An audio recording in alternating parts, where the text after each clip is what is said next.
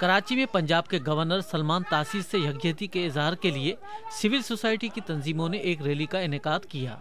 मजदूर रहनुमाओं, इंसानी हकूक की तंजीमों और लिखारियों पर मुश्तमिल इन शुरा ने मार्च भी किया और मजहबी इंतहा पसंदी के खिलाफ नारे लगाए। इसके पीछे वर्दी है। रैली के शुरा ने हाथों में मोमबत्तियां उठा रखी थीं, जो सलमान तासीर को शहीद करार दे रहे थे।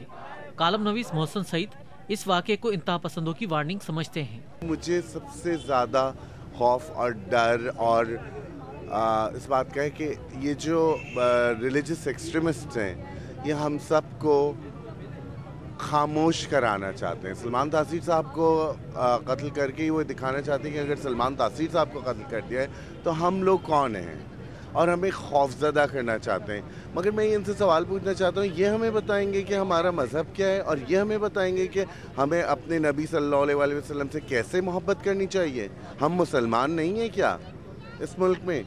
ये कौन है ठेकेदार बन के आके बताने वाले हमें?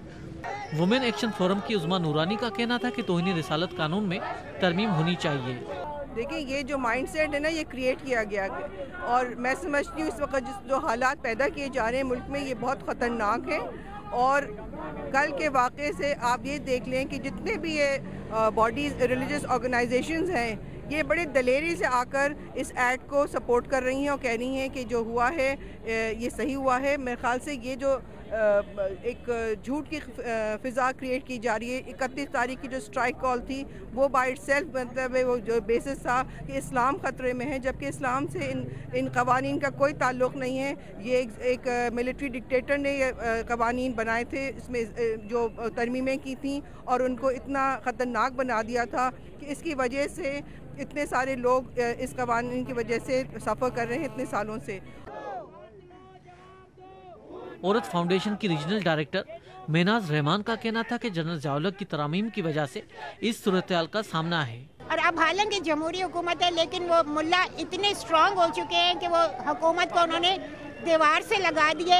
हमारा शुरू से ये मुतालबा है कि 1973 का जो कॉन्स्टिट्यूशन है, जो 13 अगस्त को मंजूर हुआ था बगैर किसी अमेंडमेंट के, उसको बहाल किया जाए, और उसके बाद जो डिक्टेटर्स ने उसमें तरामीम की है और जो अदारे बनाए हैं, उन कवानीन को भी ख़त्म किया जाए जो डिक्टेटर्स ने बनाए, और उन अदारों को भी ख़त्म किया जाए जो डिक्टेटर्स ने बनाए।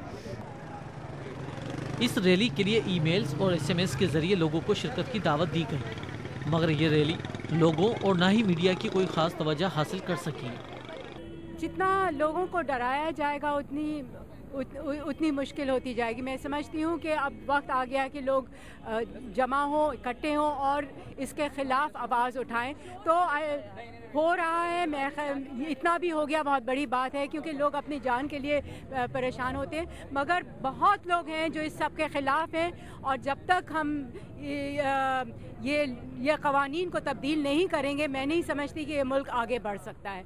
तो ये सारे इस तरह के क़वानीन, ख़ास तौर से जो ब्लास्फेमी लॉ है, ये इंसानियत के ख़िलाफ़ जाता है और इसको ख़त्म होना ज़रूरी है। हम सब लोग जो यहाँ जमा हैं वो इसी के लिए जमा हैं कि इस तरह के लॉज जो इंसान दुश्मन बन जाते हैं वो ख़त्म होने चाहिए।